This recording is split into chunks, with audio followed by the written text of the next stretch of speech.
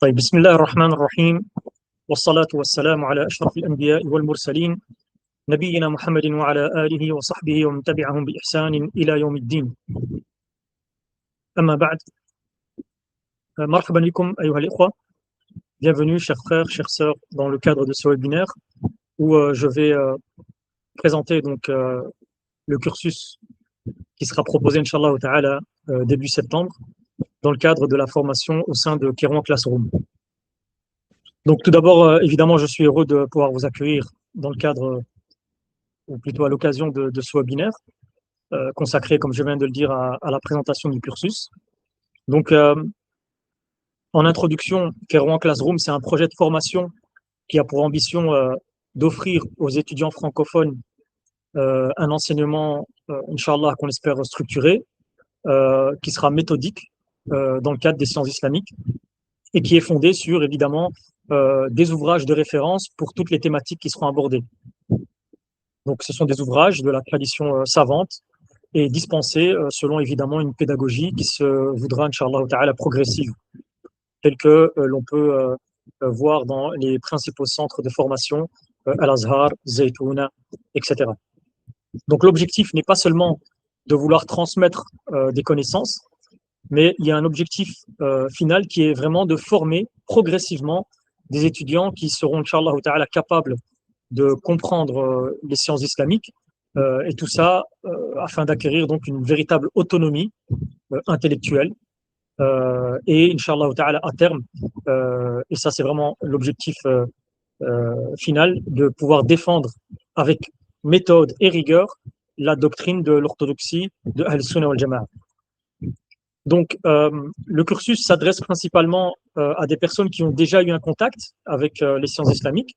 Donc, dans l'idéal, nous souhaitons que l'étudiant soit capable d'ores et déjà de lire un texte arabe entièrement vocalisé, par exemple, qui possède des connaissances primaires et élémentaires en termes de jurisprudence.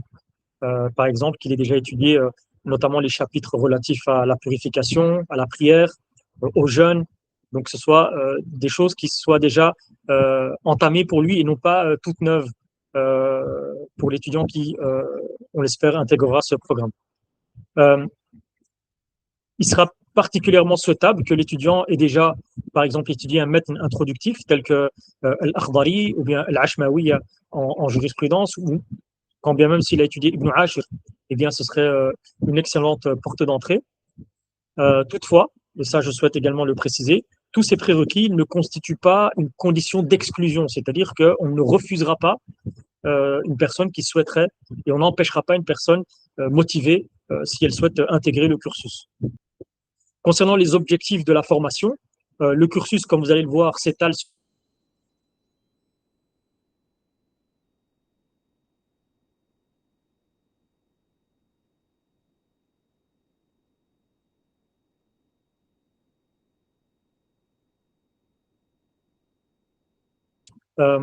et qui est évidemment inspiré, comme je le disais, des méthodes traditionnelles d'enseignement.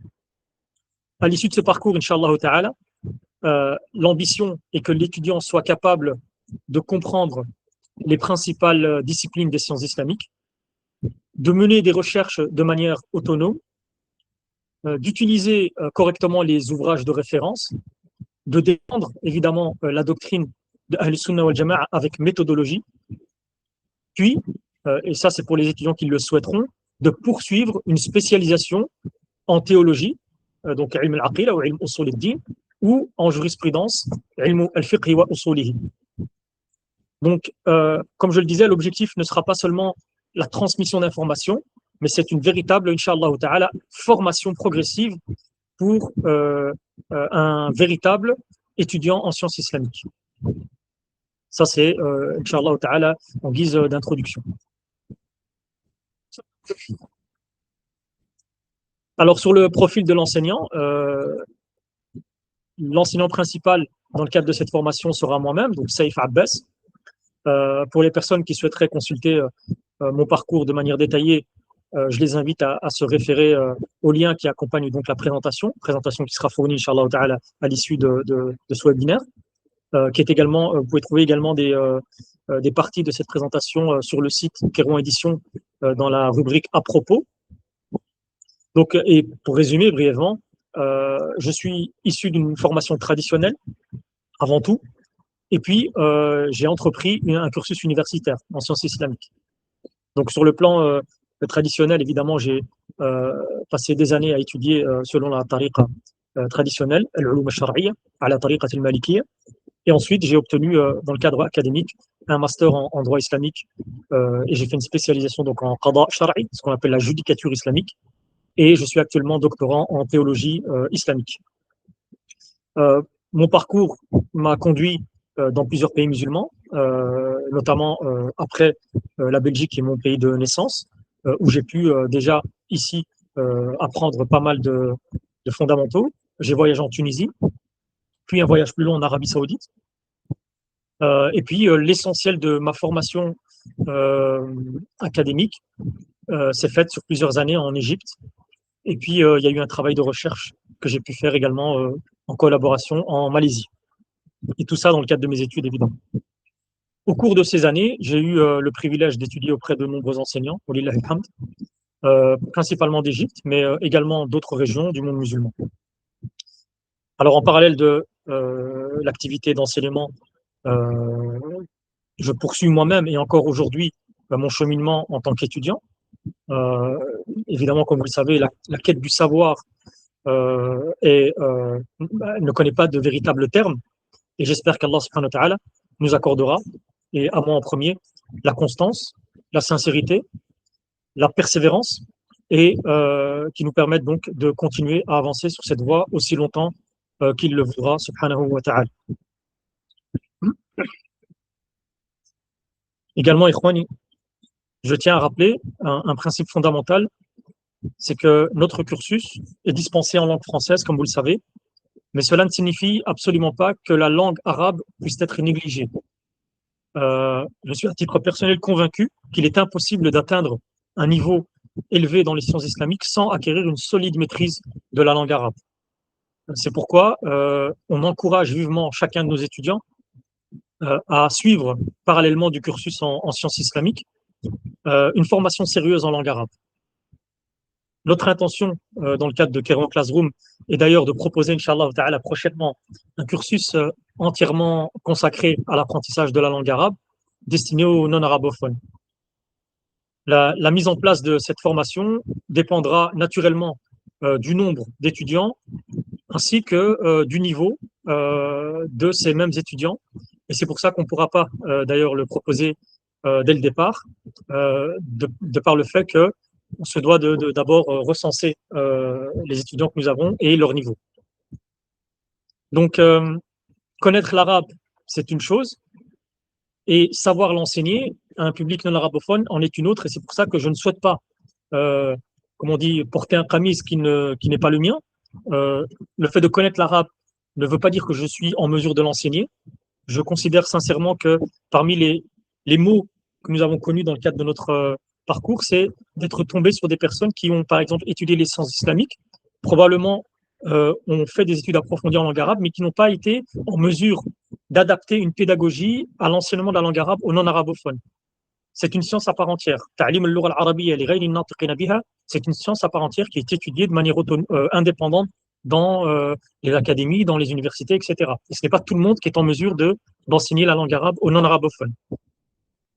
Donc c'est pour ça que, avant de proposer un cursus en langue arabe, on va attendre que nous ayons un nombre d'étudiants suffisant pour pouvoir justement engager un enseignant spécialisé, donc un de nos confrères qui a étudié à Al-Azhar, et qui sera lui en mesure d'enseigner la langue arabe comme il se doit aux non-arabophones. De la même manière, on envisage également à terme d'ouvrir un cursus spécialisé dans les sciences du Coran, ou plutôt dans al-Qira'at, et ça va également dépendre du nombre d'étudiants. Je ne suis personnellement pas spécialisé en ilm al-qira'at, donc moi j'ai étudié selon Riwayat Hafs, et théoriquement j'ai appris Riwayat Warsh ou Qaloun. Encore une fois, je ne souhaite pas porter un qamis qui n'est pas le mien, et donc lorsque nous mettrons en place ce cursus de spécialisation en Coran al-Karim, à l'exception de pouvoir suivre les huffaz en Riwayat Hafs, le cursus lui sera donné par un enseignant spécialisé en ilm al-qira'at. Voilà donc pour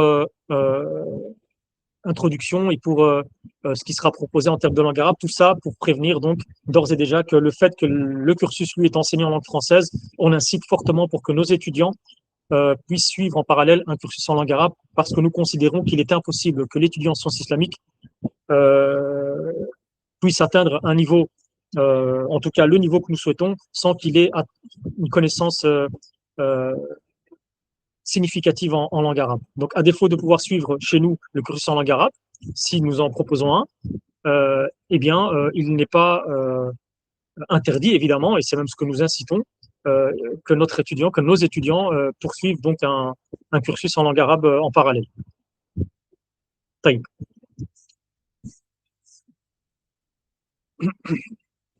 Donc, on va rentrer dans le vif du sujet. Le cursus qui sera proposé donc au sein de Kérouan Classroom. Donc, l'offre de formation, elle va s'articuler autour de 3 parcours distincts. Un cursus complet, celui que vous voyez ici sur la diapo, et on verra juste après donc le cursus axé sur le fiqh et le 3e cursus axé sur la théologie. Donc, le cursus complet, lui, est celui que, évidemment, qui constitue, qui représente la formation que nous recommandons en priorité. C'est celui qui permet d'acquérir justement la vision cohérente et équilibrée de l'ensemble des sciences islamiques que nous allons proposer.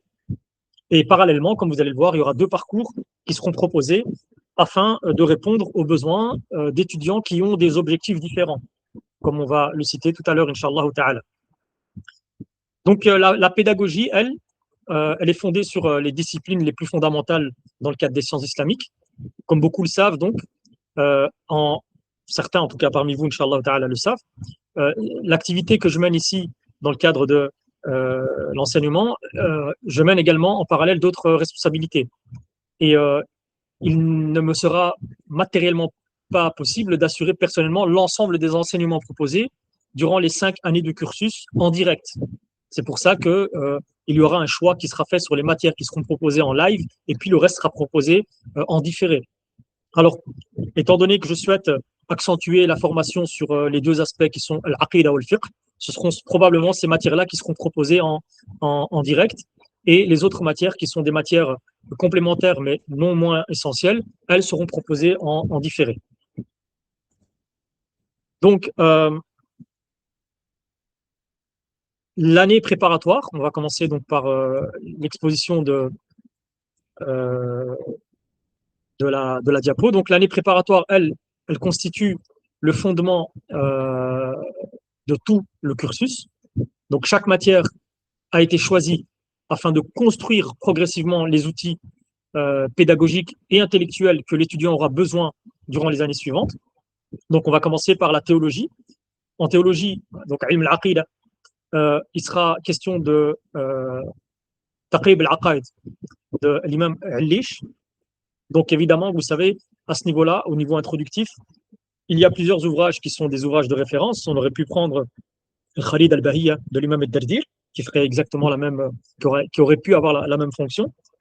Voilà que notre choix s'est porté sur l'ouvrage de l'imam Al-Lish pour une raison essentielle, car une des grandes qualités de présenter les questions doctrinales dans la méthode de Al-Lish, c'est qu'il a en même temps établi constamment le lien direct avec les preuves du Coran al-Karim.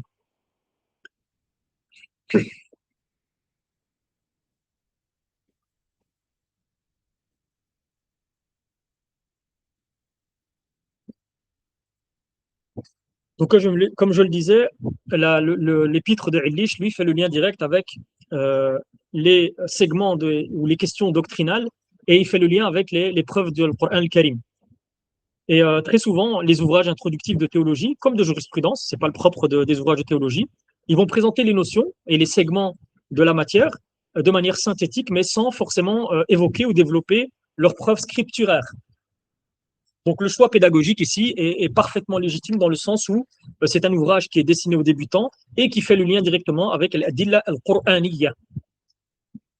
Donc l'ouvrage possède cette particularité, au-delà du fait qu'il est évidemment remarquable dans son agencement et qui pourra donc permettre à l'étudiant de progresser, de cheminer de manière graduelle vers les ouvrages de Sanoussi, comme vous allez le voir, qui sera notre trame principale dans l'apprentissage de l'aqida. Donc, dès le début de leur formation, les étudiants devront comprendre que la théologie de Ahl-Sunnah wal Jama'a, à la tariqat al-Ash'a'ira, elle ne repose pas sur des spéculations abstraites, comme certains pourraient le croire, mais elle est profondément enracinée dans le Coran wa Sunnah wal Adillat al-Naqliya. Tamam. Concernant le fiqh ikhwani, le premier ouvrage qui sera étudié, donc comme je le disais en préambule, initialement le programme est proposé à des personnes qui ont déjà eu un contact avec le fiqh, c'est-à-dire qu'on part d'un prérequis qui est que on estime que nos étudiants ont déjà lu des ouvrages sur la purification, qui ont déjà par exemple étudié l'Akhdari ou bien l'Ashmawiya.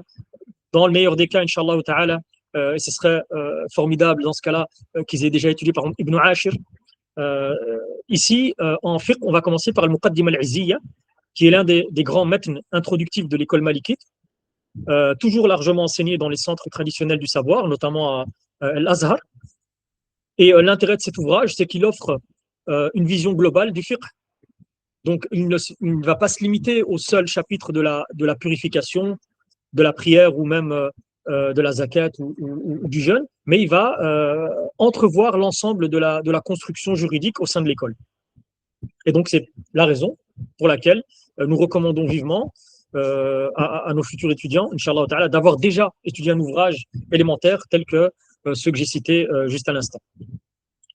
Sur la question de la spiritualité, Ikhwani, très important, la spiritualité occupera une place importante dans le cadre de cette formation, malgré les limites qui sont les nôtres, à savoir l'enseignement à distance. On est, de par cette limite, on est conscient qu'elle ne s'acquiert pas uniquement justement par la lecture des ouvrages ou par le suivi de cours de manière passive. Le véritable travail spirituel relève tout d'abord par la réalité de ce que représente Ilm al-Tasawwuf, qui est la réforme de l'âme. Dans l'idéal, ça aurait été un accompagnement via un maître spirituel qualifié. Mais compte tenu de la nature justement de cet enseignement en ligne, on ne peut pas prétendre évidemment remplacer cette dimension. Et donc l'objectif sera plutôt de proposer une lecture accompagnée des grands ouvrages de référence dans le cadre de Ilm al-Tasawwuf, ou de certains grands ouvrages, parce qu'ils sont tellement nombreux qu'on ne pourra évidemment pas faire le tour de tous les ouvrages. Mais l'idée, c'est ça, c'est de proposer des ouvrages de référence sous forme de lecture accompagnée. Et donc, c'est à l'étudiant, on invite l'étudiant donc à lire ces textes. Évidemment, il y aura, comme je vous le disais, un suivi, hein, c'est pas laissé libre. Mais donc, il y aura justement un travail de méditation à effectuer pour l'étudiant, qui devra méditer donc sur les enseignements de ces ouvrages-là et mettre progressivement les recommandations de ces ouvrages-là en pratique. Comme je vous le disais, Ilm al-Tasawwuf, c'est un ilm qui relève plutôt de la réforme de soi, et donc c'est à l'étudiant de faire le travail en réalité. Nous, ce qu'on va essayer de faire, et dans les limites qui sont les nôtres, c'est de mettre à sa disposition les ouvrages de référence dans le cadre de Ilm al-Tasawwuf et les informations qu'il a besoin pour pouvoir faire ce travail de réforme. Dans l'idéal, s'il peut être suivi par un maître qualifié, ce que nous ne sommes pas, eh bien, mashallah, c'est l'idéal. Autour de lui qui peuvent remplir ce rôle-là, c'est excellent. Et sinon, eh bien, qu'il se réforme au travers des lectures, au travers de la prière sur le prophète sallallahu alayhi wa sallam et au travers de sa pratique au quotidien. Pour l'année préparatoire, au niveau de la matière, donc, étant donné que nous sommes dans un cursus de Talib Ilm, il sera évidemment question de Adab Talib Ilm. Alors, il y a plusieurs ouvrages qui sont déjà écrits dans le cadre de cette thématique-là, mais nous avons fait le choix d'un livre de l'imam al-Nawawi, qui en réalité est un extrait d'une de ses encyclopédies. Et donc cette partie-là est extraite d'une de ses encyclopédies et qui fait extrêmement bien, qui remplit extrêmement bien ce rôle d'ouvrage consacré à Adab Talib Ilm. Donc cet ouvrage va constituer donc une excellente introduction à l'éthique tout d'abord, mais à l'éthique du savoir de manière particulière.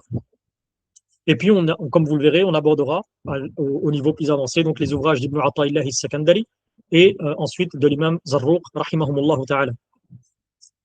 Sur les sciences du hadith, Ikhwani, il faut savoir que l'enseignement des sciences du hadith va suivre une orientation bien particulière. Notre objectif ici ne va pas être de former des spécialistes du hadith au sens technique du terme, mais tout d'abord parce qu'une telle spécialisation nécessiterait un cursus entièrement consacré à cette discipline. Par contre, on souhaite en tout cas former des étudiants capables de comprendre les fondements de la science du hadith, d'en maîtriser les principaux outils et d'en mesurer la portée dans les autres sciences islamiques, en particulier en tant qu'outil de travail pour la théologie, ilm al-aqida et la jurisprudence. Donc, à l'issue de ce cursus, l'étudiant devra être en mesure de comprendre la force probatoire de la sunna, d'identifier les principales sources du hadith, c'est-à-dire qu'on estime que notre étudiant devra être en mesure d'aller chercher les hadiths à leurs sources, de retrouver, comme je le disais à l'instant, donc les références originales, et non pas se contenter de ce qui est marqué dans les ouvrages ou dans les hawamish, et de distinguer les différentes méthodologies employées par les savants du hadith. Donc l'un des objectifs majeurs de cette formation sera également de préparer nos étudiants à répondre avec méthode et compétences aux objections de Munkiri as-Sunnah, donc aux objections formulées par ceux qui mettent en doute la valeur probatoire de la Sunna du prophète sallallahu alayhi wa sallam. Évidemment, Ikhwani, cette étape, elle ne pourra être atteinte qu'après une solide formation en sciences, au moins à un niveau introductif en sciences du hadith. Pour pouvoir être en mesure de répondre, il faut comprendre cette science et comprendre la méthodologie des savants de cette science. Donc c'est pour ça, donc c'est la raison pour laquelle la progression va être volontairement graduelle de la manière qui sera expliquée dans les diapos. Donc en première année, donc l'année préparatoire, on va commencer par un ouvrage introductif à Ilm al-Mustalah al-Hadith de Cheikh Mohamed al-Alawi al-Maliki, qui consacre donc cet ouvrage-là à la terminologie et une introduction aux sciences du hadith. Cheikh Mohamed al-Maliki, al-Alawi, un grand savant mécois malikite spécialisé en ilm al-hadith, contemporain donc.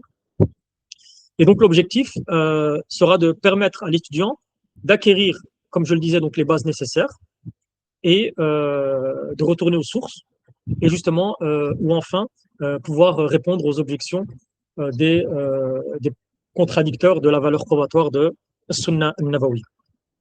Toujours au niveau introductif, Ikhwani, les fondements de la jurisprudence, on va commencer par un matn concis, qui est celui-là de Ibn Abi Guffa, qui expose les 16 principales sources fondamentales de l'école juridique de l'imam Malik, rahimahullah ta'ala. En qawa'id fiqhiyya, on abordera une introduction, un matn introductif d'Ibn Sanad sur les qawa'id, donc les règles juridiques. Concernant les sciences du Coran, ce sera abordé dans les niveaux suivants. Et concernant ilm al-mantiq, donc la logique, l'épistémologie et la dialectique, ilm al-mantiq, lui, il faut savoir que dans le cadre de notre cursus, on considère qu'il constitue une des disciplines fondamentales de notre pédagogie. Comme vous le savez, alhamdoulilah, il y a pas mal d'instituts, pas mal de frères qui proposent déjà, et des sœurs qui proposent déjà des cursus très intéressants avec des orientations sur des matières déterminées. On leur en remercie. Par exemple, on sait qu'il y a des très bons instituts qui consacrent beaucoup de leurs efforts sur la sira du prophète sallallahu alayhi wa sallam, par exemple, d'autres qui constituent leurs efforts sur la question du fiqh, bien qu'ils étudient également d'autres matières, mais ils ont chaque fois une orientation plus poussée dans une science plutôt que d'autres. Dans notre cas, en plus de l'aqida et du fiqh, on souhaite faire de ilm al-mantiq une de ces disciplines fondamentales dans le cadre de ce cursus-là. On estime que cette science est très peu étudiée, notamment par le fait que peu de gens sont spécialisés dans ce domaine-là, et lorsqu'ils sont spécialisés, peu de gens sont capables de l'exprimer dans la langue française. Donc non seulement il faut en être, c'est-à-dire compétent, il faut être compétent dans la connaissance, ou en tout cas il faut être sachant de cette science, et en plus de ça, il faut pouvoir être en mesure de l'exprimer selon évidemment une perspective orthodoxe sunnite. Donc, ici, dans le cadre du niveau préparatoire, euh, on va d'abord aborder une courte risala du Cheikh Al-Fadani. Donc, le Cheikh Al-Fadani, c'est un imam indonésien mécois, d'origine indonésienne, mais qui vivait à la Mecque, et qui a écrit un épître sous forme de questions-réponses pour introduire la science de Ilm al-Mantiq. Évidemment, le but à ce niveau préparatif, c'est de préparer l'étudiant à entamer Sullam de l'Akhdari. Donc, il y aura également une risala qu'on éditera chez Qayrawan Édition, qui est un condensé qu'on pourrait considérer comme un mukhtasar de cours académique, universitaire, à un niveau introductif toujours.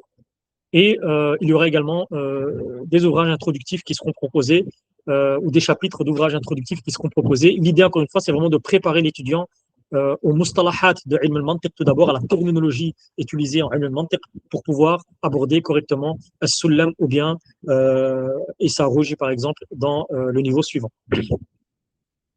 Au niveau de la sira al-nabawiyya, il faut savoir également que Sira, elle occupera une place importante tout au long du cursus. Et parce qu'on considère, bien que Sira, alhamdoulilah, est très bien abordé dans d'autres instituts, on considère qu'il n'est pas possible pour nous de former un étudiant sans qu'il ait des bases fortes, conséquentes en Sira al-Nabawiyya. Donc il y aura 3 étapes. La première, c'est une étude chronologique de la vie du prophète sallallahu alayhi wa sallam. Ensuite, un ouvrage qui va nous permettre de connaître le prophète sallallahu alayhi wa sallam au travers de ses caractéristiques, qu'elle soit physique ou morale, et ce même ouvrage qui va nous permettre d'aimer, finalement, il nous amène à aimer le prophète sallallahu alayhi wa sallam, et un troisième ouvrage qui relèvera de ce qu'on appelle fiqh al-sira. Donc le but sera évidemment de mettre en perspective dans notre réalité et au quotidien la sira du prophète sallallahu alayhi wa sallam, qui est finalement l'objectif de l'étude de la sira du prophète sallallahu alayhi wa sallam. Donc le premier choix que nous avons fait, c'est un ouvrage de l'imam Nawawi, également tiré d'une de ses encyclopédies, donc intitulée Tahdhib al-Sira, par ceux qui l'ont extrait. Et Tahdhib al-Sira donc, va être l'ouvrage que nous allons entamer au niveau préparatoire. Et on abordera donc les ouvrages suivants au niveau suivant.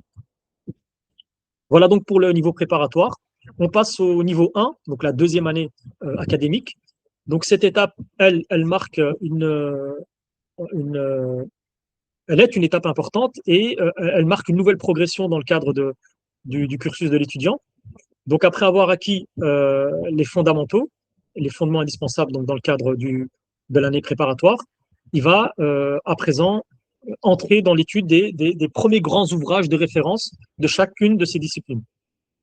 Donc, en théologie, on va entamer véritablement le parcours consacré aux ouvrages de l'imam al-Sanoussi. Donc, il faut savoir que l'imam al-Sanoussi, dans la doctrine sunnite ash'arite, c'est la référence chez le Mutaakhirin, et c'est Khatimatul Muhaqqiqin dans Ilm al-Aqaid, avec la particularité qu'il a, l'imam al-Sanoussi, c'est qu'il est savant en sciences du hadith, il est savant en sciences du tasawwuf, il est savant en Ilm al-Kalam, donc Ilm al-Aqida, et donc il est encyclopédique. En plus du fait qu'il a, dans sa pentalogie, donc dans ses 5 ouvrages consacrés à l'Aqida, il a proposé cet enseignement de manière tout à fait pédagogique et adapté justement à une progression pour l'étudiant. Donc, on va commencer par Sogra Sogra, donc, qui est le premier texte de la célèbre série des Sanousiyat. Alors, certains pourraient rétorquer qu'il y a le Hafid. Le Hafid est considéré par beaucoup comme étant l'œuvre du même imam Sanoussi, et il y a tout de même une petite divergence. Certains savants considèrent que c'est son petit-fils ou son fils qui l'a édité. Ou à la kulli hal, elle aurait pu également être un ouvrage introductif au Sanousiyat, mais comme nous avons fait le choix de l'ouvrage de Illish, ou on aurait pu faire le choix de l'Akhdari, on aurait pu également faire le choix de l'Hafida. Elles se valent tous, c'est-à-dire qu'elles peuvent toutes être étudiées à un niveau introductif, mais comme je l'ai expliqué au début, donc, nous avons fait le choix de l'épître de Illish pour le lien qu'il fait avec les versets du Coran. Donc ici, donc, comme je le disais au niveau 1, donc la deuxième année académique, il s'agira de Sogra Sogra, et ensuite on abordera directement Al-Muqaddimat de l'imam Sanoussi, qui constitue une excellente préparation à Umm al-Barahin. D'ailleurs, Al-Muqaddimat de l'imam Sanoussi à la base, a été écrite dans le cadre, justement, en guise d'introduction à al-Barahin, qui sera le niveau suivant. En fiqh, ikhwani wa akhawati, on va entamer Tadrib al-Salik, qui est justement un ouvrage qui prépare à notre ouvrage phare, l'ouvrage de référence qui va nous accompagner dans les 3 années suivantes, qui est Aqrab al-Masalik. Tadrib al-Salik, lui, est une préparation à cet ouvrage-là. De la même manière que le maître précédent, Tadrib al-Salik va nous faire explorer le fiqh. Donc c'est un maître qui constitue une étape intermédiaire particulièrement importante. Alors évidemment, on aurait pu faire le choix de la Risala d'Ibn Abi Zayd, comme d'autres ouvrages. On a axé notre choix sur Tadrib al-Salik, justement parce qu'il a cette vocation à préparer à Aqrab al-Masalik. D'ailleurs, son titre complet, c'est Tadrib al-Salik ila qira'ati Aqrab al-Masalik. Et Aqrab al-Masalik, comme vous le savez, ou comme certains d'entre vous le savent, c'est le maître de référence dans la fatwa aujourd'hui, contemporaine, dans le cadre de la doctrine malikite. Évidemment, à un niveau spécialisé, ça sera Matn al-Akhdari, Matn al-Khalil, Matn Khalil. ولكن أقرب المسالك de l'imam al-Dardir, qui est lui-même un spécialiste de Mukhtasar Khalil, est venu peaufiner le Mukhtasar de l'imam Khalil, et justement, il est utilisé aujourd'hui, au moins au Mashriq et en Égypte, comme étant la référence dans le cadre de la fatwa. En termes de spiritualité, on abordera enfin ici, après avoir entamé donc Adab Talib al-Ilm, on va enfin aborder les livres de Tasawwuf à proprement parler, notamment au travers d'ouvrages de l'imam Ibn Ata'illah al-Sakandari. Donc il y a 2-3 ouvrages qui seront ici présentés. Et comme je vous le disais, donc pour la spiritualité, il s'agira d'une lecture accompagnée. Et donc l'effort, quant à lui, et la mise en pratique revient à l'étudiant de mettre en pratique ce qui sera vu dans le cadre de cette lecture accompagnée. Dans le cadre des sciences du hadith, on va ici entamer un matn qui est un matn de référence, qui est Nukhbatul Fikr, et qui constitue depuis plusieurs siècles une des meilleures introductions à la terminologie du hadith, ilm al-mustalah. Et pour faciliter l'assimilation de cet excellent manuel, on va également, en parallèle, étudier ou entreprendre l'étude de l'ouvrage Al-Wajiz fi Mustalah al-Hadith. Donc ça, c'est un ouvrage élaboré collectivement par plusieurs spécialistes contemporains, qui sont parmi lesquels donc les élèves de Cheikh Ahmed Ma'bad, le Cheikh du Hadith Al-Azhar. Et cet ouvrage a été recommandé notamment par Jami'at Al-Azhar et notamment par nos chouyours, notamment Cheikh Ayman Al-Najjar, et qui peut être considéré comme un sharh de Nukhbatul Fikr, mais de manière très académique et à un niveau introductif. Donc l'objectif ne va pas être seulement de mémoriser la terminologie technique, mais vraiment d'acquérir une compréhension solide des principes qui gouvernent ou qui dominent la critique et la transmission des hadiths du prophète sallallahu alayhi wa sallam. Dans Usul al-Fiqh, donc les fondements de la jurisprudence, il va s'agir de Sharh al-Waraqat au travers du commentaire ou d'un des commentaires les plus célèbres, qui est celui de l'imam Hattab, qui constitue probablement l'ouvrage fondamental, disons le plus accessible dans cette science-là, en tout cas en tant que malikite, parce qu'il y a beaucoup de chafi'ites qui ont également commenté le Waraqat. Et d'ailleurs, le commentaire de Hattab est lui-même un commentaire une glose sur le commentaire de Al-Mahalli. Voilà donc pour le niveau 1 en termes de usul al-fiqh. Et enfin, dans les sciences du Coran, on va entamer pour la première fois donc un ouvrage qui est celui de Al-Qawa'id fi ilmi usul al-tafsir de Al-Kafiyaji, qui est un imam hanafite, qui est un excellent ouvrage introductif aux disciplines du Coran. Ensuite, en logique, mantiq, on va justement après l'introduction qui a été celle du niveau préparatoire, aborder enfin Sulam al-Munawraq. Alors ce poème, comme vous le savez, il représente depuis des siècles l'un des ouvrages les plus enseignés dans l'initiation au mantiq. Et il y a également d'autres ouvrages qu'on abordera peut-être dans les années suivantes ou peut-être dans des séminaires séparés. Et j'aborderai la question des séminaires donc en fin de présentation, notamment le maître de l'Abhari, donc Issa Rouji, qui est initialement un maître écrit par des prédécesseurs grecs, les philosophes, mais qui a été peaufiné par l'imam al-Abhari, ou le précis de l'imam as-Sanusi lui-même, qu'on retrouve donc dans l'Aqida, qui a lui-même un mukhtasar fi ilm al-mantiq. Mais on estime ici, à ce niveau-ci, que As-Sullam constitue le meilleur point de départ en raison de la propagation de son enseignement et de sa progression pédagogique. Donc ça sera probablement Sullam qui sera abordé au niveau 1, sans invraisemblable, de manière certaine, Inch'Allah ta'ala. Au niveau de la sira al-Nabawiyya, après avoir étudié la chronologie de la sira du prophète sallallahu alayhi wa sallam, on va aborder un ouvrage qui est original et qui est exceptionnel en même temps. Donc c'est l'ouvrage de Al-Qadi Iyad al-Shifa, qui sera abordé probablement sur 2 niveaux, de par le fait qu'il est assez volumineux. Et donc cet ouvrage, il ne va pas se limiter à raconter la vie du prophète sallallahu alayhi wa sallam, mais il enseigne les nobles qualités de notre prophète sallallahu alayhi wa sallam, des droits sur sa communauté, de l'amour qui lui est dû et des règles relatives au respect, à son respect sallallahu alayhi wa sallam. Et donc en raison de la richesse de ce contenu, comme je le disais, donc cette étude va probablement s'étendre sur plusieurs années, sur 2 années au moins. Donc, dans le cadre de la lecture accompagnée de cet ouvrage, les étudiants ne vont pas simplement acquérir des notions générales, mais ils vont commencer, Inch'Allah ta'ala, à fréquenter les grands textes qui ont façonné la sira du prophète sallallahu alayhi wa sallam durant des siècles, notamment ici, Al-Qadi al-Shifa, qui est un ouvrage exceptionnel, comme je le disais, et qui est un incontournable pour qui souhaite apprendre sur le prophète sallallahu alayhi wa sallam et plus. Voilà donc pour la première année. En 3e année, pour la première année, donc la 2e année académique. En 3e année, le niveau 2, c'est le niveau 2 est une étape, une montée en puissance dans le cadre du cursus.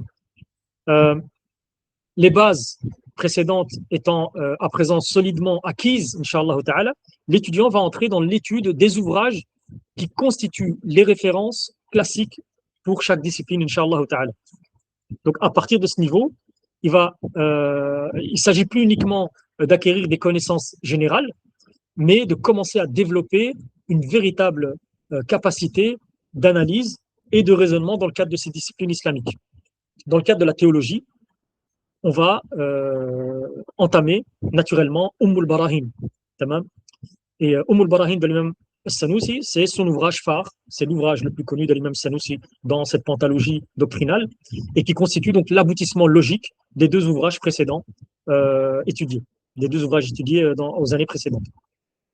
Évidemment, al-Barahin, il constitue ou il représente un des ouvrages classiques de la théologie orthodoxe sunnite, à la tariqat al-Ash'ari.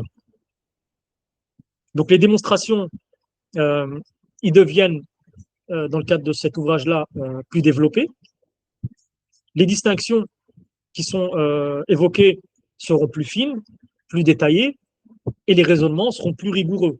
Donc vous allez voir qu'avec la base de mantiq qui sera apprise, plus les fondamentaux en ilm al-aqida, vous allez être en mesure, évidemment, de comprendre l'ouvrage et non pas d'être dans une simple lecture passive de l'ouvrage. Mais on sera vraiment dans l'acquisition d'une compétence à travers cet ouvrage.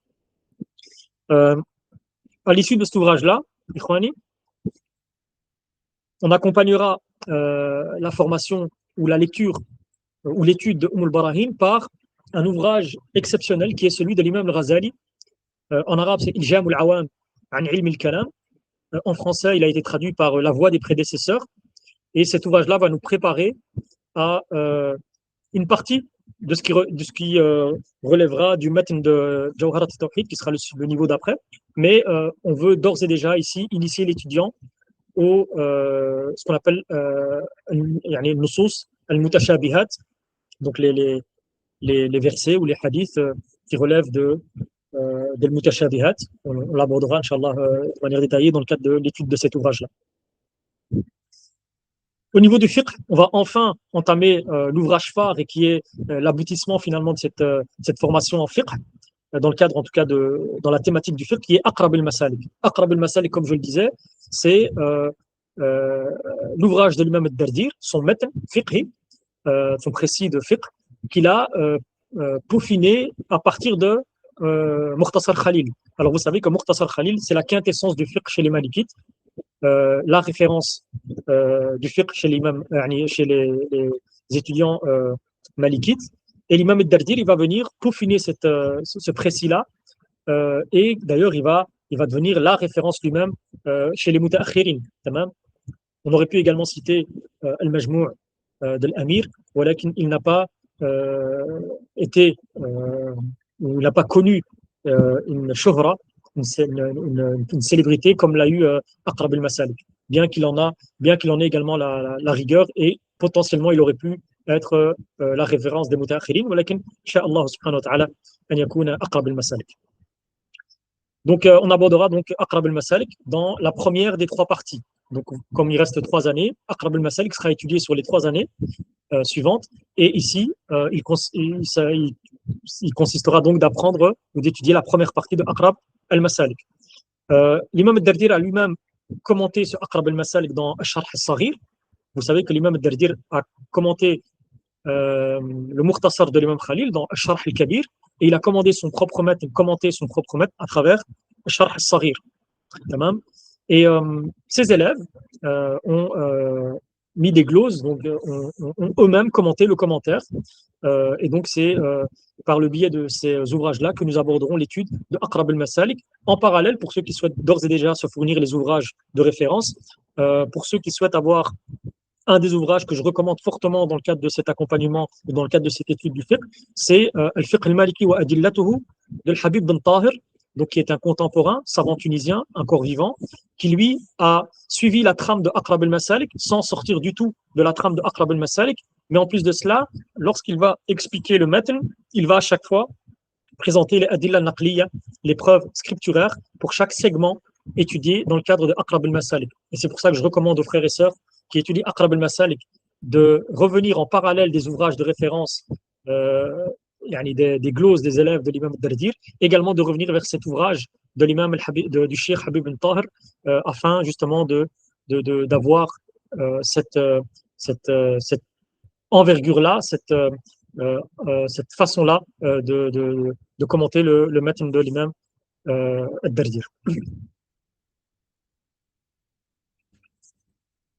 Au niveau de la spiritualité en deuxième année académique, en troisième année académique, donc au niveau 2, il s'agira toujours de poursuivre notre lancée dans les ouvrages de l'imam Ibn Atta'illah al-Sakandari. Voilà, ce que j'ai dit sur la spiritualité au niveau précédent se répète ici. Au niveau des sciences du hadith, ici on va passer à, comme je le disais en introduction de ce niveau 2, de cette année, plutôt cette troisième année du niveau 2, donc, on est vraiment sur des ouvrages de référence. Et dans Ilm al-Hadith, l'ouvrage de référence autour duquel la plupart des ouvrages s'articulent, c'est l'ouvrage d'Ibn Salah, Ilm al-Hadith d'Ibn Salah. Et évidemment, nous, dans le cadre de notre spécialité ici, de spécialisation fiqh et usul ad-din, on avait dit en préambule que notre objectif n'est pas de faire de nos étudiants des spécialistes en ilm al-hadith, mais il y aura une orientation plutôt de ilm al-hadith en vue ou au besoin du juriste ou du théologien. Ici, on va plutôt partir sur Mukhtasar Ulum al-Hadith d'Ibn Salah, qui est le résumé de Ibn Kathir. Et ce choix d'Ibn Kathir, on l'a appris de nos chouyours qui eux-mêmes recommandent dans tous les mukhtasarat qui ont été faits autour d'Ibn Salah, le mukhtasar d'Ibn Kathir. Parce qu'il ne va pas se contenter d'abréger le texte original, mais il y ajoute des segments, des remarques critiques et des précisions d'une valeur inestimable d'un point de vue scientifique. Comme je le disais, plusieurs de nos savants, notamment l'allama Ahmed Ma'bad al-Azhari, considèrent d'ailleurs qu'il s'agit du meilleur résumé jamais réalisé de l'œuvre d'Ibn Salah. Donc, à ce stade, l'étudiant va commencer véritablement à entrer dans les grandes discussions de la discipline qu'est Ilm al-Hadith. Au niveau de Usul al-Fiqh, on étudiera Taqrib al-Usul de l'imam Ibn Juzay, qui s'agit ici d'un ouvrage remarquable. J'ai eu, alhamdoulilah, l'honneur de pouvoir travailler sur la traduction, qui est éditée donc, chez Kéran Édition. Donc ici, Ibn Juzay, on va on y perçoit en tout cas clairement pour ceux qui l'ont déjà lu ou ceux qui ont déjà eu un contact avec cet ouvrage-là, on y perçoit clairement l'influence de deux sommités dans Ilm Usul al-Fiqh qui sont Fakhreddin al-Razi et l'imam al-Qarafi. Yani, tous les mutaakhirin qui sont venus après eux euh, sont obligés de passer par les ouvrages, donc le Mahsoul de Razi et Tanqih al-Fusul ou Sharh Tanqih al-Fusul, les deux, de l'imam al-Qarafi.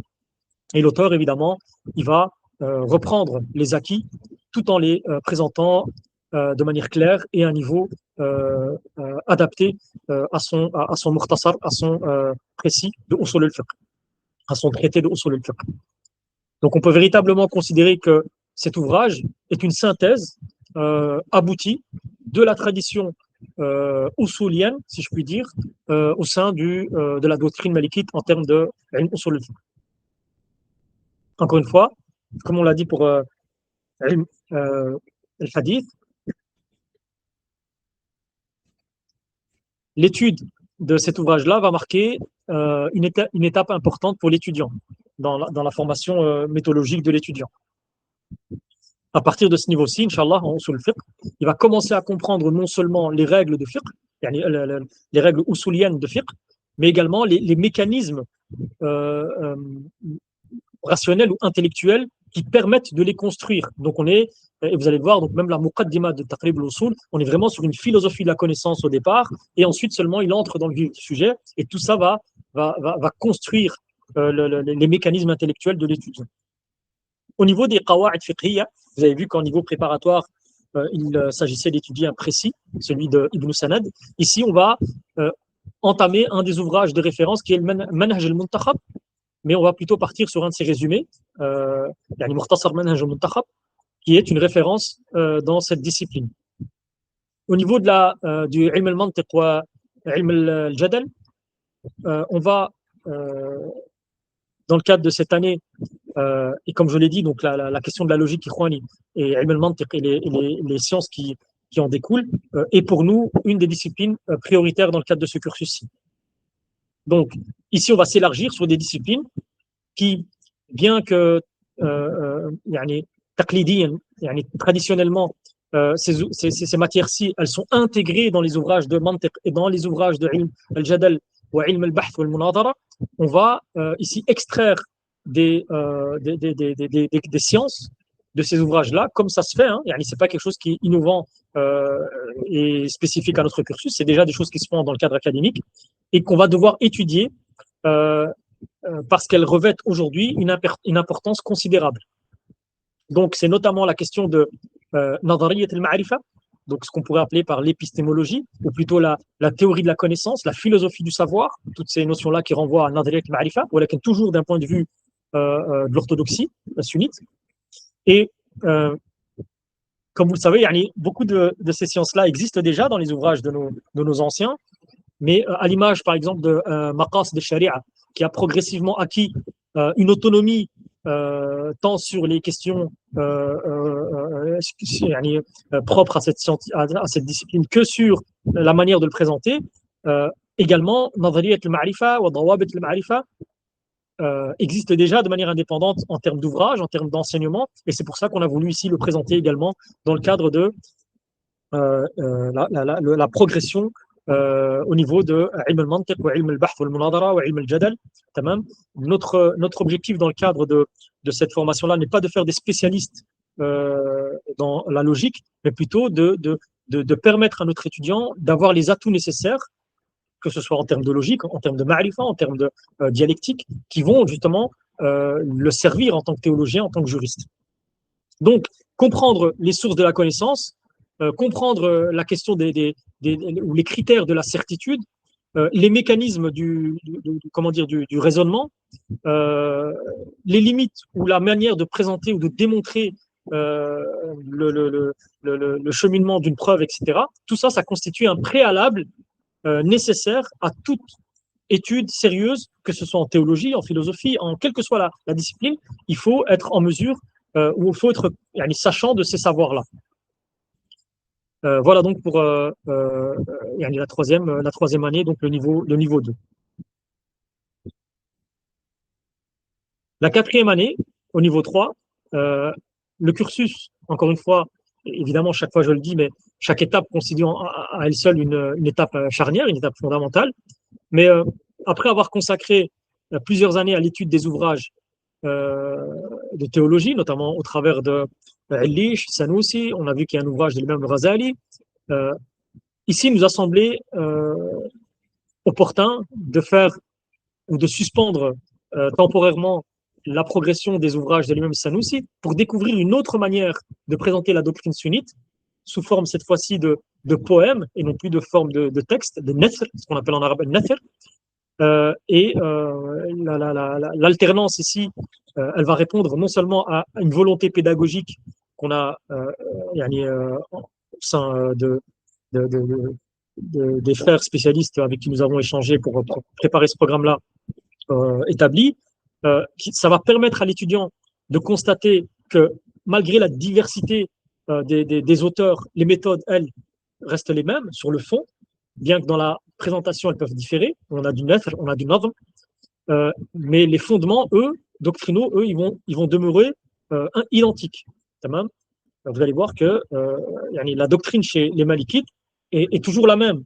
Il y a des développements sur certains sujets, mais elle a toujours été la même du début jusqu'à la fin. Au point où même certains savants d'autres écoles juridiques vont reconnaître que les Malikites ont toujours eu cette méthodologie-là et ont très peu été pollués par les courants hétérodoxes. Donc, il s'agira donc ici, en termes de théologie, d'étudier Jawharat al-Tawhid, qui est incontournable, évidemment, donc sous forme de poème.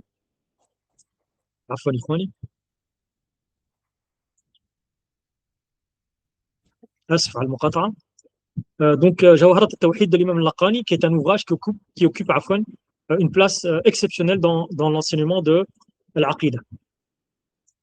Depuis des siècles, cet ouvrage est étudié dans le monde musulman, pas qu'au Maghreb, pas qu'en Égypte, et il demeure encore aujourd'hui un passage presque incontournable dans la formation des théologiens sunnites.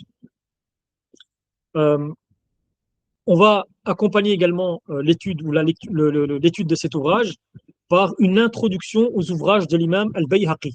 Et ça, Ikhwani, c'est ici, encore une fois, une étape charnière pour l'étudiant. Le choix répond ici à un objectif fondamental, c'est que nous avons souhaité montrer que la présentation des théologiens, ce qu'on appelle le mutakallimun, et celle des traditionnistes, al-muhaddithin, ne s'opposent pas sur le fond. Les méthodes vont différer, comme vous le verrez, dans le cadre de l'enseignement. Les démarches pédagogiques peuvent être différentes, mais et même certaines formulations peuvent être plus développées chez les uns, notamment le mutakallimin, que chez les autres. Voilà, les fondements de la croyance, eux, il n'y a aucune opposition, au moins sur les fondamentaux. Les différences sont essentiellement sur la méthodologie et sur la pédagogie. Donc ici, l'étudiant, il va apprendre ainsi à dépasser les oppositions artificielles ou illusoires que l'on rencontre parfois dans certains discours contemporains, et il va percevoir la profonde unité de la tradition sunnite, qu'elle soit mutakallim, chez les mutakallimin ou chez les muhaddithin. Et ça, c'est l'objectif donc d'ici, de jumeler l'étude des ouvrages toujours dans la voie des mutakallimin, qui sera celle de Jawharat al-Tawhid, avec une introduction aux ouvrages de l'imam al-Bayhaqi. L'imam Bayhaqi, incontournable dans les sciences du hadith, reconnu par tous comme étant un des imams de référence dans les sciences du hadith. Eh bien, on verra qu'il a lui-même abordé la question de l'Aqida, et on va voir comment est-ce qu'ils abordaient cela. Et il est très représentatif de Tariqat al-Muhaddithin. C'est pour ça qu'on a fait le choix de l'imam al-Bayhaqi.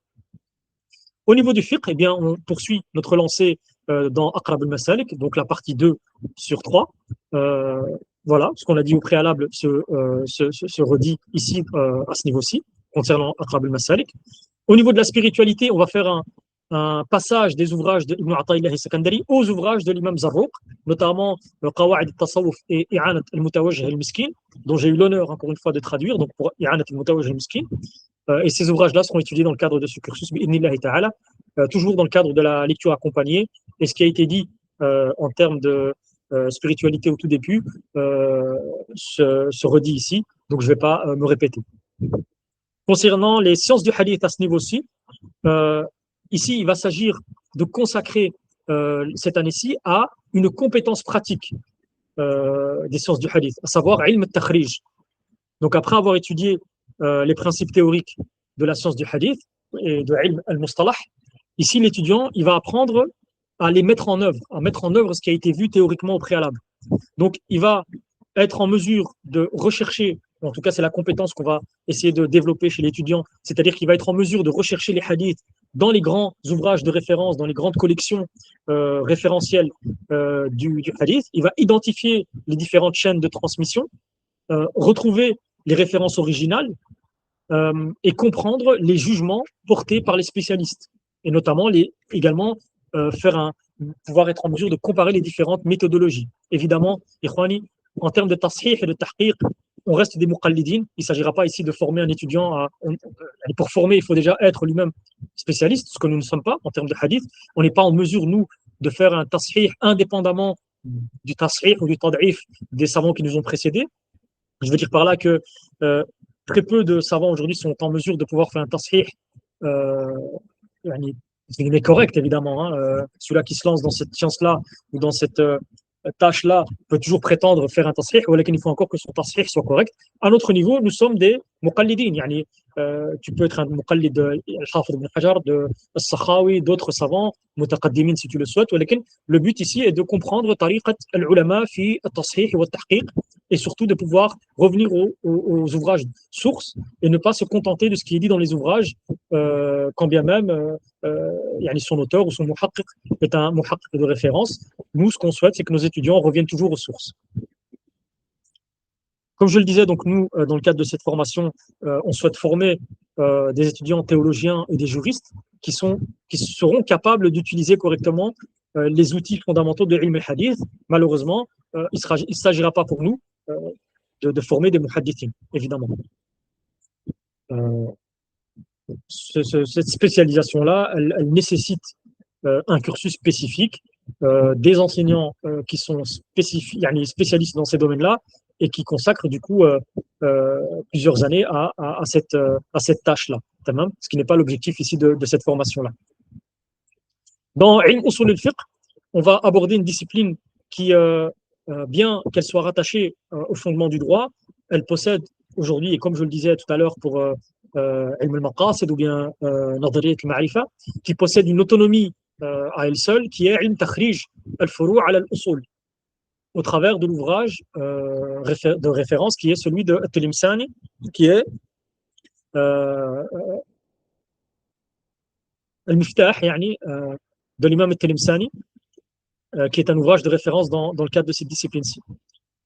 Il en est tel que cet ouvrage-là, il est étudié même dans les autres madhahib, alors que le juriste ici est un malikite et qui très souvent va défendre la position malikite, de par l'originalité de cet ouvrage, il est étudié même dans les autres ouvrages, dans les autres madhahib, dans les autres écoles doctrinales. Au niveau des sciences du hadith, on abordera un ouvrage de référence en sciences du hadith. Le choix n'est pas encore défini. L'hésitation se fait entre l'ouvrage de Zurqani, qui a pour particularité de répondre dans certaines de ses interventions aux orientalistes dans leurs études, ou bien l'Itqan de l'imam Suyuti, ou un résumé de l'Itqan de l'imam Suyuti, et qui a d'ailleurs connu récemment une traduction en langue française, et donc qui pourra être un excellent ouvrage de référence dans Ulum al-Qur'an. Au niveau de al-Mantiq wa al-Ma'rifa wa al-Jadal wa al-Munadara, on abordera une risala justement de Adab al-Bahth wa al-Munadara, qui est une discipline qui enseigne l'éthique de la recherche scientifique, les règles du débat, de la dialectique, les conditions d'une argumentation sereine et rigoureuse, ainsi que les erreurs méthodologiques à éviter. Ici, l'étudiant sera amené à apprendre non seulement à raisonner correctement, et ça, on l'abordera déjà dans Ilm al-Mantiq, mais il va également apprendre à dialoguer avec méthodologie, avec méthode, à construire une démonstration cohérente et à réfuter, ou à commencer à réfuter les objections, mais au travers de règles classiques de la dialectique islamique. Voilà donc pour ce niveau-là. Enfin, le dernier niveau, la cinquième année, mais qui est le niveau 4, donc elle est la dernière année du cursus, et elle constitue l'aboutissement de l'ensemble de la formation. Donc toutes les disciplines qui ont été étudiées jusqu'à présent convergent désormais vers ce même objectif qui va permettre à l'étudiant de mobiliser les connaissances acquises pour comprendre les questions non seulement traditionnelles, mais également contemporaines, et évidemment pouvoir y répondre pour les meilleurs d'entre eux avec méthode.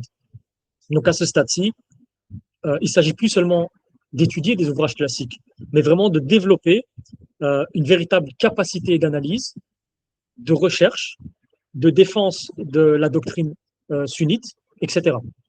Donc dans l'Aqida, on va poursuivre notre lancée dans les ouvrages de Sanoussi, et on va aborder Al-Wusta de l'imam Sanoussi. Al-Wusta, pour celui qui la termine, est une véritable nuqla pour le talib al-ilm, et il en sort différent, différent dans le sens positif. Donc, comme je le disais, cet ouvrage représente a pour caractéristique cet aspect-là.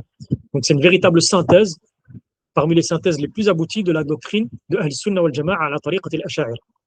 Les questions qui sont développées au sein de cet ouvrage sont plus précis, plus profonds. Ils vont offrir une vue d'ensemble particulièrement solide des fondements du kalam de Ahl-Sunnah wal Jama'a. Au niveau du fiqh, on va finir notre lancée dans Aqrab al-Masalik, la troisième partie et la dernière. Donc, ici, l'objectif n'est évidemment pas de former immédiatement des muftis, voilà qu'un l'étudiant aura acquis à l'issue de cette formation et de cet ouvrage, il aura acquis une vraie maîtrise, Inch'Allah ta'ala, suffisante des principaux chapitres du fiqh, et il va pouvoir poursuivre, s'il le souhaite, son approfondissement dans les ouvrages supérieurs de l'école, notamment les ouvrages يعني شروح المختصر مختصر خليل, etc.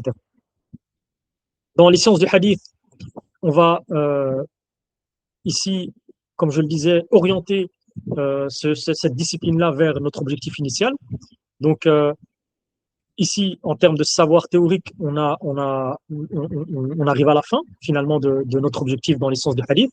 Et donc, après avoir étudié les fondements de la discipline, sa terminologie, les méthodes de recherche à travers le takhrij, on va aborder désormais une question particulièrement actuelle. Elle peut être également ancienne, mais elle l'est d'autant plus aujourd'hui, qui sont les objections formulées par les négateurs de Hujjat Sunnah, de la valeur probatoire de la Sunnah du prophète sallallahu alayhi wa sallam. Donc vous voyez ici, on a orienté notre savoir, notre enseignement du ilm al-hadith vers cette discipline-là qui est la discipline du théologien finalement. Donc, on va analyser les différentes méthodologies employées par ceux qui contestent l'autorité du hadith, l'autorité normative du hadith. Et on ne va pas ici étaler ou commencer à le faire. Voilà que l'objectif, c'est celui-là. En parallèle, l'objectif, il n'est pas polémique. Même, il faut pouvoir distinguer la dialectique scientifique et la simple polémique. Même, nous, on va, Inch'Allah ta'ala, dès le départ, enseigner, éduquer, ta'ala, qu'Allah nous le permette d'éduquer nos personnes et ceux qui souhaitent suivre notre enseignement, d'éviter justement tout ce qui est polémique. Si notre étudiant est amené à dialoguer, à échanger, qu'il le fasse que s'il est certain de pouvoir amener quelque chose de positif et dans les règles de l'art, comme on dit, tant sur le plan éthique que sur le plan académique. Donc, il s'agira de former des étudiants capables de comprendre les débats contemporains, d'en analyser les fondements méthodologiques et enfin d'y répondre avec une rigueur scientifique. Sur les fondements de la jurisprudence, on va poursuivre la montée en niveau au travers de l'étude de Tanqih al-Fusul de l'imam al-Qarafi, qui a lui-même fait le sharh, qui s'appelle Sharh Tanqih al-Fusul de l'imam al-Qarafi toujours. Et on va étudier donc Tanqih al-Fusul à travers un mukhtasar du commentaire de al-Qarafi de son propre maître. Donc, plutôt que d'aborder immédiatement le commentaire complet, on a choisi un résumé qui va permettre justement à l'étudiant d'assimiler progressivement les principaux développements. Et ensuite, s'il souhaite se spécialiser, et comme cela sera proposé dans un niveau hors cursus, il pourra le faire et étudier directement Sharh Tanqih al-Fusul de l'imam al-Qarafi.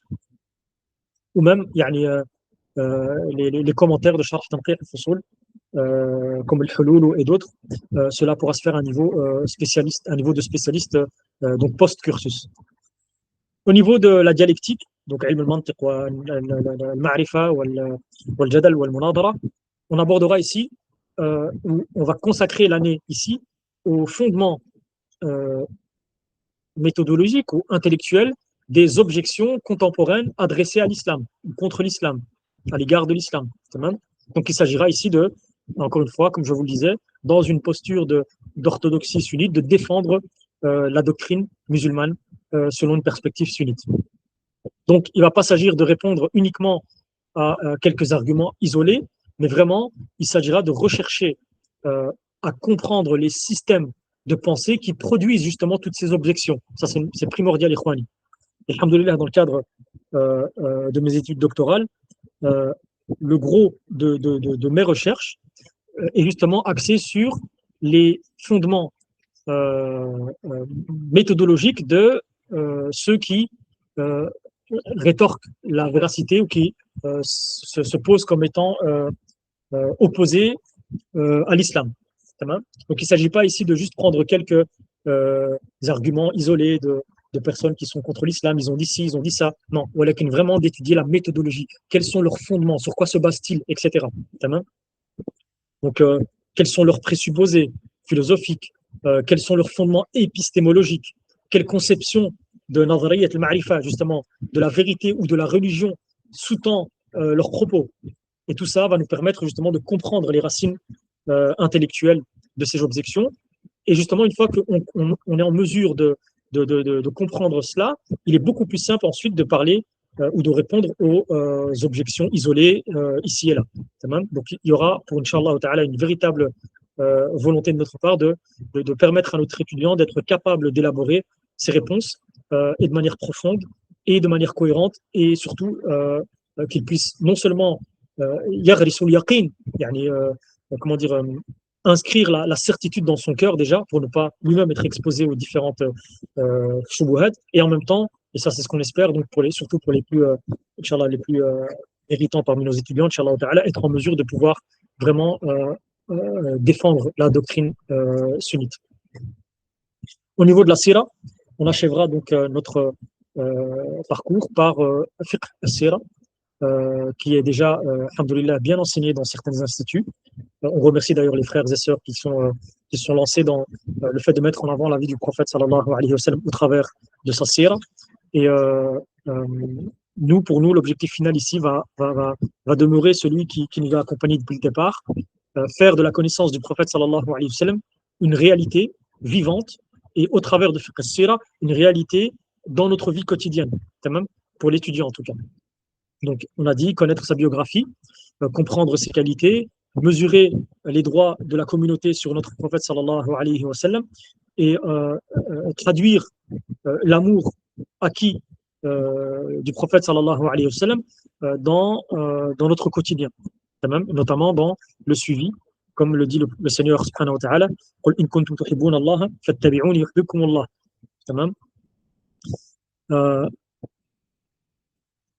Voilà donc pour le cursus Ikhwani. J'espère ne pas avoir été trop long. Donc, au terme de ces 5 années, l'étudiant aura parcouru un chemin considérable. On en est conscient. Il aura étudié les ouvrages principaux de référence dans pas mal de disciplines qui recouvrent les sciences islamiques. Il aura acquis une méthode de travail, ça c'est très très important. Il aura développé également des outils d'analyse, l'esprit critique.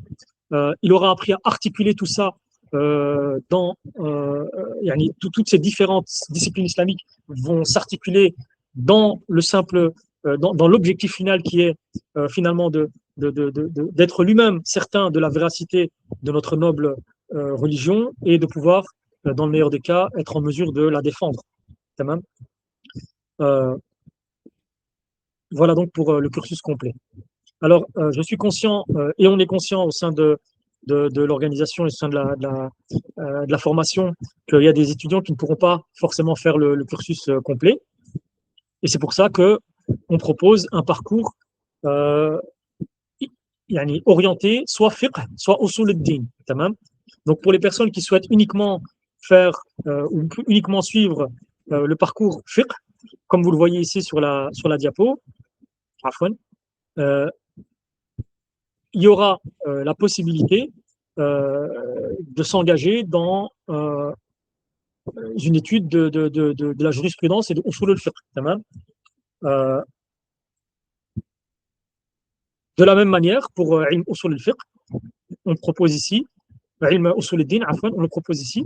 Donc par exemple, si on a des frères et des sœurs qui ne sont pas forcément ouverts à l'apprentissage d'une autre école juridique qu'est la leur, mais qui souhaitent tout de même suivre notre apprentissage en termes de aqida, en termes de mantiq, en termes de usul al-fiqh, eh bien, il y aura la possibilité de le faire à travers le parcours usul al-din, comme vous le voyez ici dans la diapo. Donc les ouvrages sont les mêmes, il n'y a rien qui change. C'est juste qu'ils seront, le parcours pour les étudiants qui seront inscrits à ces cursus orientés auront accès uniquement aux cours qui seront les leurs avec les autres étudiants qui seront dans le cursus complet. Tamam. Alors ça c'est important, Ikhwani. On va au niveau 4, donc à la dernière année, commencer à préparer l'étudiant à l'élaboration ou à l'accompagnement plutôt on va l'accompagner dans un travail de recherche. Alors le travail de recherche, après pas mal d'échanges, on a décidé de ne pas le rendre obligatoire. Mais voilà, on a voulu, de par la particularité qu'est Kérouan Classroom, accorder justement l'importance de la recherche académique. Et on a souhaité, à l'issue de ces 5 années, permettre à l'étudiant qui souhaite entreprendre une rédaction d'un mémoire de recherche, on va proposer de le faire et de l'accompagner pour cela. Donc la démarche, elle n'est pas obligatoire, bien qu'à titre personnel, j'aurais souhaité qu'elle le soit. Mais voilà, parce que moi, je suis convaincu qu'il y a un intérêt pédagogique dans cela. Mais les échanges que j'ai eus avec plusieurs responsables académiques m'ont amené à dire que, m'ont amené à choisir avec eux, collectivement, donc, à proposer cette possibilité-là, mais de manière fortement recommandée, non pas de manière obligatoire, c'est-à-dire qu'elle ne va pas empêcher notre étudiant, après la réussite de ses examens, d'obtenir son certificat de fin d'études. Donc le mémoire, lui, il va constituer une démarche complémentaire qui va être destinée à ceux qui le souhaitent, pour ceux qui souhaitent donc franchir cette étape dans le cadre de leur formation. Et on va leur proposer également non seulement de leur remettre une version physique de ce mémoire, Inch'Allah ta'ala, édité au sein des Kérouan Éditions, mais également, et dans le cas où la recherche le mériterait, et on estime, Inch'Allah ta'ala, que la plupart de nos étudiants s'engageront dans cela, seront concernés, on pourra également l'éditer au sein de Kérouan Éditions et le rendre de manière, le rendre public. Donc.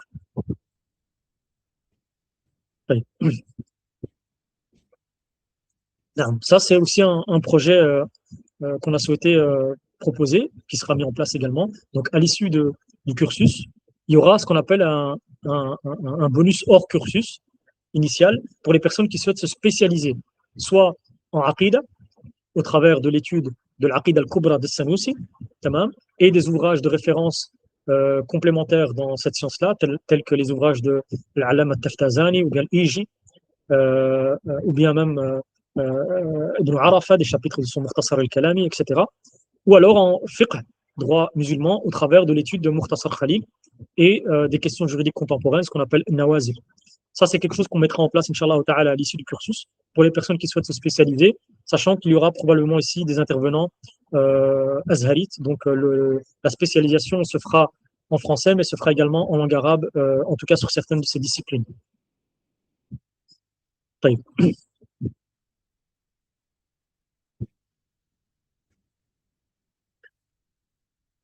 Depuis le début de la présentation, j'ai rappelé à plusieurs reprises que le cursus, en tout cas je l'ai rappelé au tout début, si je ne me trompe pas, a été conçu dans l'idéal pour des étudiants qui possèdent déjà quelques bases. C'est-à-dire, concernant la langue arabe, on recommande plutôt quelqu'un qui a déjà un niveau qui correspond approximativement à un niveau A2, du cadre européen commun de référence pour les langues, ce qu'on appelle le CECRL. Et concrètement, ça veut dire que l'étudiant doit être en mesure de pouvoir lire des textes vocalisés, par exemple, de comprendre les structures grammaticales les plus courantes et de suivre une lecture simple en langue arabe. Ça, c'est ce qu'on aurait, dans l'idéal, ce qu'on souhaite. Évidemment, il ne s'agit pas d'un niveau avancé. On ne demande pas non plus à l'étudiant d'être en mesure déjà de manière autonome, d'être autonome finalement en langue arabe de manière intermédiaire ou avancée, mais ces bases, bien que le cursus est en langue française, elles vont largement faciliter et considérablement faciliter donc l'entrée dans le cursus et la suite et la poursuite du cursus. Pour ceux qui ne disposent pas encore de ce niveau-là, on ne va pas évidemment les empêcher ni fermer la porte. Voilà, qui nous les encourage vivement à suivre une formation sérieuse en langue arabe, que ce soit au sein de Kérouan Classroom, comme je l'ai expliqué en préambule, qui sera bientôt proposé, ou alors même au sein des institutions de nos confrères et nos consoeurs qui proposent déjà des cursus en langue arabe. Sachant que si je dois vous donner une seule recommandation en termes de choix par rapport aux offres qui sont proposées, je n'ai pas forcément d'institut à vous proposer à proprement parler. Voilà, je mettrai l'accent sur les compétences orales, c'est-à-dire que beaucoup de nos frères et sœurs ont intégrer la partie grammaticale, la partie sarf, etc., mais donne peu de temps à la partie orale. Or, ce devrait être le contraire. C'est la partie orale qui devrait être mise en avant et la partie grammaticale. Si vous ne vous contentez que de ce qu'il y a dans l'Ajurumiyya, même pendant les premières années, à partir du moment où, en parallèle, vous prenez le temps qui est pourvu pour l'apprentissage de la grammaire ou la conjugaison, vous le donnez à l'oral, ma recommandation, c'est que cela est prioritaire. Même donner toujours la priorité aux formations qui donneront une prévalence à la compétence orale plus qu'à la compétence grammaticale ou théorique de la langue arabe. Concernant les prérequis en termes de sciences islamiques, comme je le disais également en préambule, on estime que le cursus est idéalement proposé aux étudiants qui ont déjà eu un contact avec le livre de la purification, avec Salah, Siyam, dans le meilleur des cas, avec le Matn d'Ibn Ashir, bien qu'encore une fois, on ne fermera pas la porte aux étudiants qui souhaiteraient intégrer directement le cursus, voilà qu'il sachez qu'il y aura un travail supplémentaire probablement de la part de ces étudiants-là qui partent de zéro. Concernant les frais de scolarité,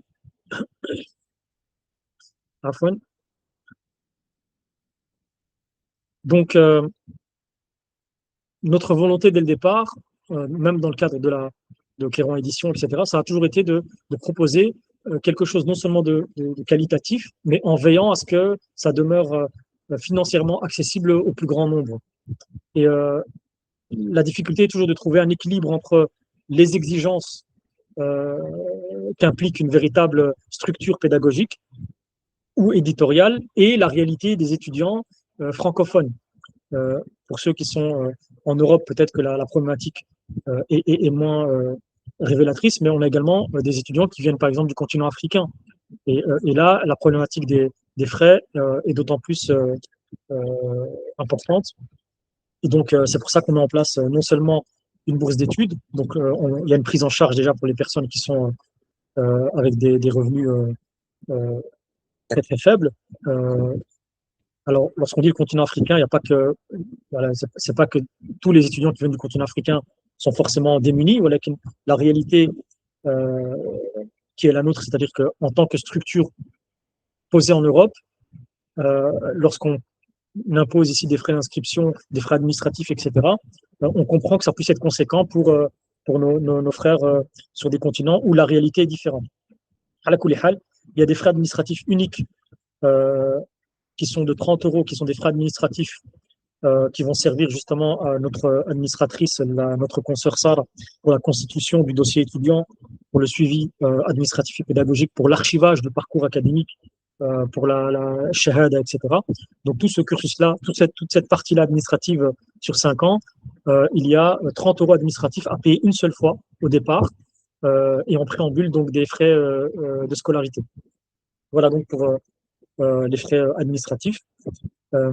Et évidemment, pour les personnes qui ont des difficultés, peuvent toujours nous contacter en privé et on peut toujours évidemment voir s'il y a dans notre bourse dédiée aux étudiants de quoi leur dégager une prise en charge à ce niveau-là.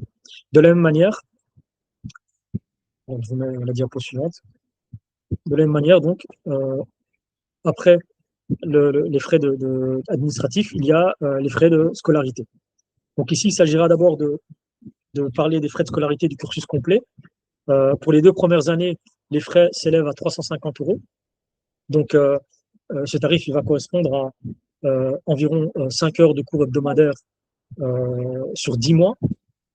Et évidemment, vont s'ajouter à ces 5 heures les activités pédagogiques complémentaires, notamment les séminaires qui seront accessibles gratuits pour les personnes inscrites au cursus, à un des 3 cursus d'ailleurs. Et également le suivi, tout le suivi pédagogique qui sera proposé en parallèle. Donc voilà, c'est le prix qui est concerné pour la première et deuxième année. Quant à la troisième, quatrième et cinquième année, le tarif s'élève à 399 euros, 399 euros, du fait justement que le temps consacré à chacune des disciplines est plus important, du fait également que les ouvrages eux-mêmes sont plus conséquents.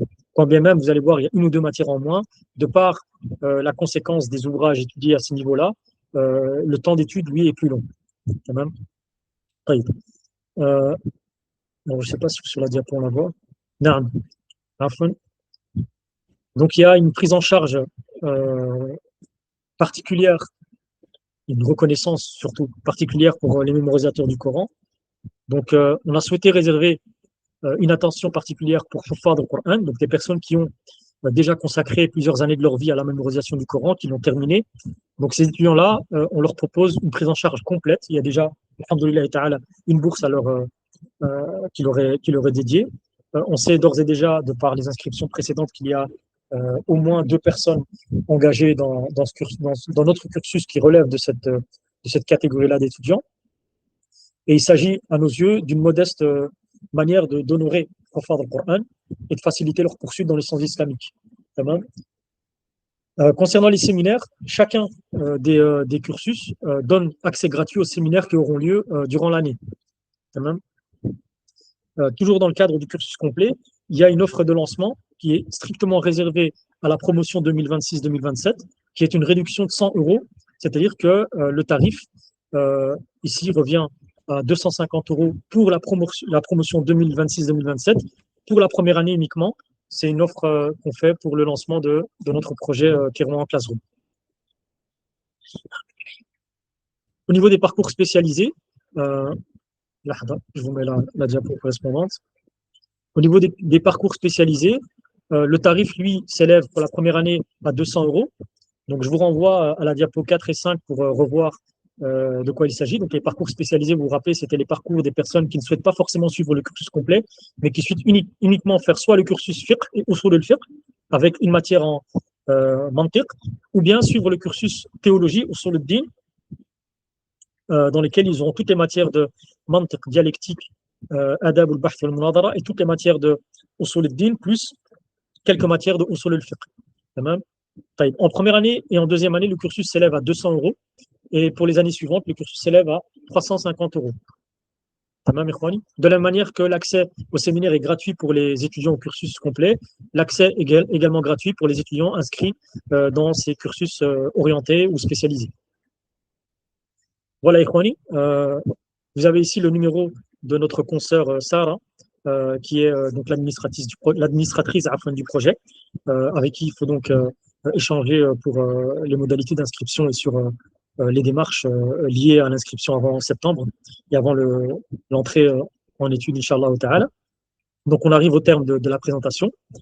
J'espère avoir pu vous donner une vision claire de l'esprit qui anime le projet, ainsi que de l'organisation générale du cursus. Une dernière fois, l'ambition est de proposer une formation sérieuse, équilibrée, fidèle à la tradition savante sunnite, tout en restant adapté évidemment aux réalités des étudiants francophones d'aujourd'hui.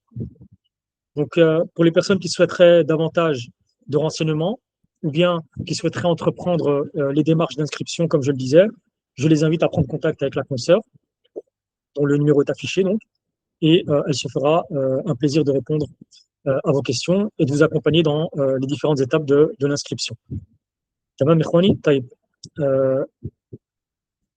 On demande à Allah subhanahu wa ta'ala de mettre la bénédiction dans ce projet, de le rendre profitable, Inch'Allah ta'ala, à la communauté, de nous accorder à nous-mêmes et ainsi qu'à vous-même donc la sincérité dans la quête du savoir, la constance dans son apprentissage et la capacité de mettre en pratique ce que nous aurons appris dans le cadre de que ce soit de ce webinaire ou même de l'apprentissage de manière générale. أشكركم جزيل الشكر أقول قولي هذا وأستغفر الله لي ولكم وصلى الله وسلم على نبينا محمد وعلى آله وصحبه أجمعين وآخر دعوانا أن الحمد لله رب العالمين.